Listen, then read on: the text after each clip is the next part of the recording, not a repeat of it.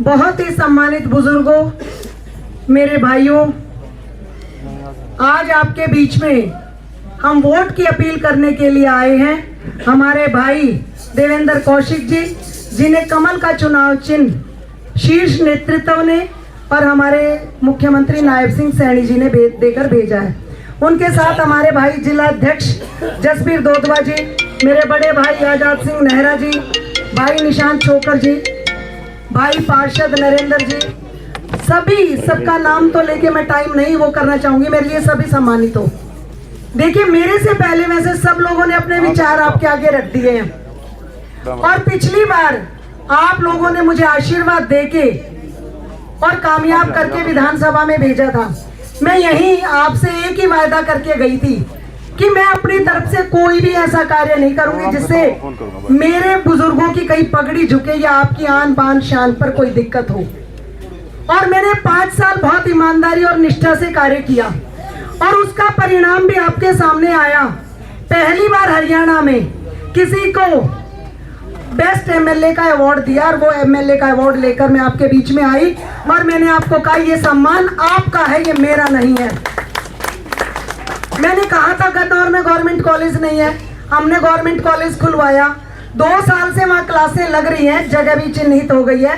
300 बच्चे आज वहाँ पढ़ रहे हैं। एक सा बहुत छोटी सी सीएचसी हुआ करती, वो भी 100 बेड की जो है, बड़ा अस्पताल बनवाने का काम किया।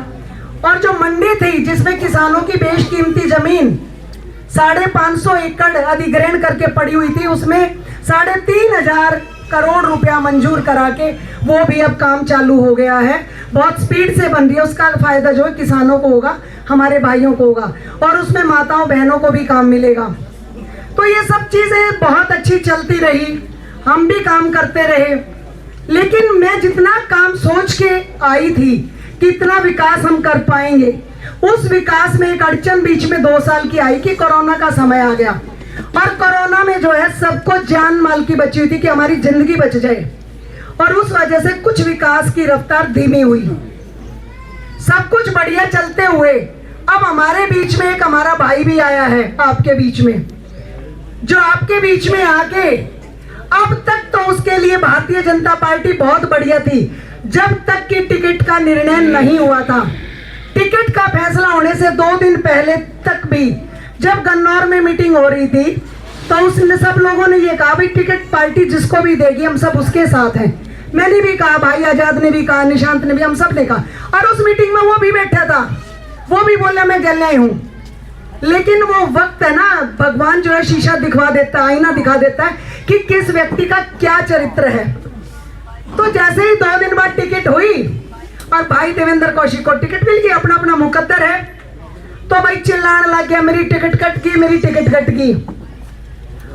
और कभी मंदिरों में जाके बैठ के रो के एक वीडियो डाली, अब मेरी तो टिकट कट गई। आप मुझे एक ही बात बताओ, मंदिर में सब लोग जाते हैं, आप भी जाते हो, मैं भी जाती हूँ, मैं भी 4 चुनाव आ रही, तकलीफ मुझे भी बहुत हुई होगी क्योंकि मैं जीत के बहुत नजदीक जाके आरती थी। लेकिन मेरी तो कोई वीडियो नहीं बनी, अकाए मार गई मरगी में, कभी मैंने किसी के आगे एक आंसू भी नहीं निकाला।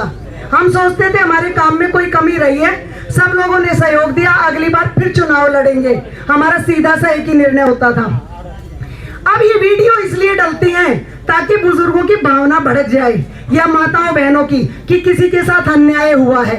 ये एक इमोशनल ब्लैकमेल है मेरे इन युवा भाइयों के साथ। वरना आप एक बात बताओ, टिकट किसकी कटी? उसकी टिकट थी कि अब किसने दे दी थी उससे टिकट कटी होगी तो मेरी कटी होगी जो एमएलए थी, अब उसकी टिकट कट रही है। अच्छा, मेरे से भी पहले भाई आजाद सिंह ने भी चुनाव लड़ा था, ये भी टिकट चाहते थे, हर व्यक्ति चाहता है टिकट, इनकी कटी होगी।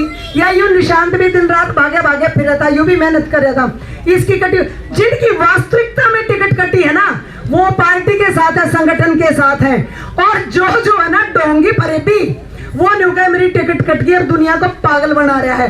कभी वीडियो डालता है, कभी कहता मुझे धमकी आ गई, कदे खड़ा होकर यूं कहे भाई बचा लेना मेरा बाप, कहीं ये ना मर ना जाए, अब भाई इसका बेटा एमएलए नहीं बना। तो आप एक बात बताओ, माँ बाप सदा किसी के नहीं रहे। मेरे पिताजी को भी कुराड़ के सभी लोग जानते हैं, मेरे पिताजी भी 2011 में चले गए, तो मैं नहीं बन पाई तो नहीं बन पाई भाई, इसमें क्या है। माँ बाप को तो जिसको आ रही है वो तो जाएगा, चाहे वो जवान हो चाहे बुजुर्ग हो। तो ये इतनी दुहाई जो है ना, ये नहीं देनी चाहिए व्यक्ति को। और जो है आप वो फार्म भरने लगा उस दिन मंडी में, आप लोगों ने सुना होगा, वहां 30% लोग भी हल्के के नहीं थे, 70% लोग हल्के से बाहर के आए हुए थे। आप सबको पता कहां कहां से गाड़ियां आई। और उस भीड़ को देख के इतना मानसिक संतुलन खो दिया, इतना अहंकार आ गया। अब वहां खड़े होके कहता है कि मुझे तुझे कहते हुए शर्म आती है, बहन कहते हुए, तू किसकी गुलाम बनी। आप एक बात बताओ, आप सब पूरी पंचायत बैठी गांव की, मैंने ऐसा क्या गलत कर दिया, किस चीज से उसको शर्म आती है। और भाई तने शर्म आवत उठाना मारूंगा, तेने कब सीखूं। अब तू आज यार मेरा के मैं बात भर जा, मैंने तो तेरे तो नहीं कही। अच्छा, फिर इतनी ऊंची बातें करता है, कहता है एमएलए बन गई, ठप्पा लगा लिया, बाढ़ ब्याह दिए और बात बर्बादियां चली गई। आप एक बात बताओ, क्या मैं एमएलए नहीं बनती? तो क्या हम इतने वो थे, बच्चों की शादी नहीं होनी थी। ये गरीब से गरीब व्यक्ति भी है, कोई माता बहन है, कितनी भी गरीबी में है, बच्चों की शादी तो उनकी भी होती है, बात तो उनके भी बरेजा है। और मैं ये कहती हूँ उसको, भाई तू घना भावुक मत हो और ना किसी की भावनाओं से खिलवाड़ कर। यू हल्का तो बढ़ चढ़ के ही एक बेटा और रह रहा, उसका भी बात नहीं हुई, ठोक कर भरेगा यू तो इस तरह की बातें जो कर रहा है ना, वो बहुत गलत है। और ये फैसला आपको करना है। यू कुराड़ गांव जो है ना हमारा, मैं हर बार आपके बीच में आई, लेकिन मैंने हमेशा एक ही देखा, कुराड़ गांव में भारतीय जनता पार्टी के प्रति जो प्यार है वो काबिले तारीफ है। अगर हल्के में पहला कोई गांव आता है जहां भारतीय जनता पार्टी का सबसे ज्यादा समर्थन रहा है, तो वो कुराड़ गांव है।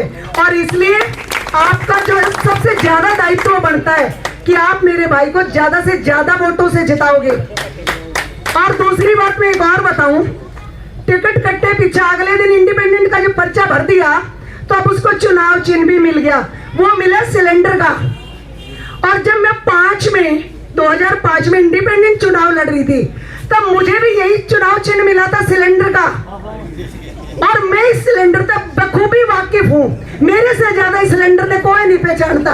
तो जब ये सिलेंडर मिला तो मैं बहुत हैरान हुई। मैंने कहा रे भाई तू क्या बोझ मर गया, तने मेरे को भी गालियां दे ली, तने पार्टी को भी दे ली, तने सब कुछ भला बुरा कह लिया, और फिर भी वो सिलेंडर उठा के खड़ा हुआ। अरे इस तरह यू कमल का फूल जो है बहुत हल्का फुल्का है, इसमें कोई वजन नहीं है, वोट खटाखट डालनी है।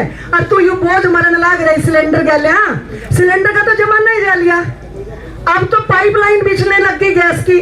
और उस सिलेंडर के आपने देखा भी होगा ना, रेगुलेटर कितने ना कोई चूल्हा, पाइप लटका है, उन्हें टांगे अंडे है। और जब मेरे तो ये सिलेंडर दिया था ना चुनाव चिन्ह, मैं आपको एक बात बताऊं, 2005 में बहुत बढ़िया चुनाव था, लेकिन मैं ऐसी मारी सिलेंडर ने, इसकी गैस इसी चड्डी मेरे 15 साल में होश में आई। और 15 साल बाद आप लोगों के प्यार ने, या मेरे ये भाई बैठे हैं मंचा सिंह सारे, आप सब लोगों ने मुझे 2019 में जाके विधानसभा भेजा।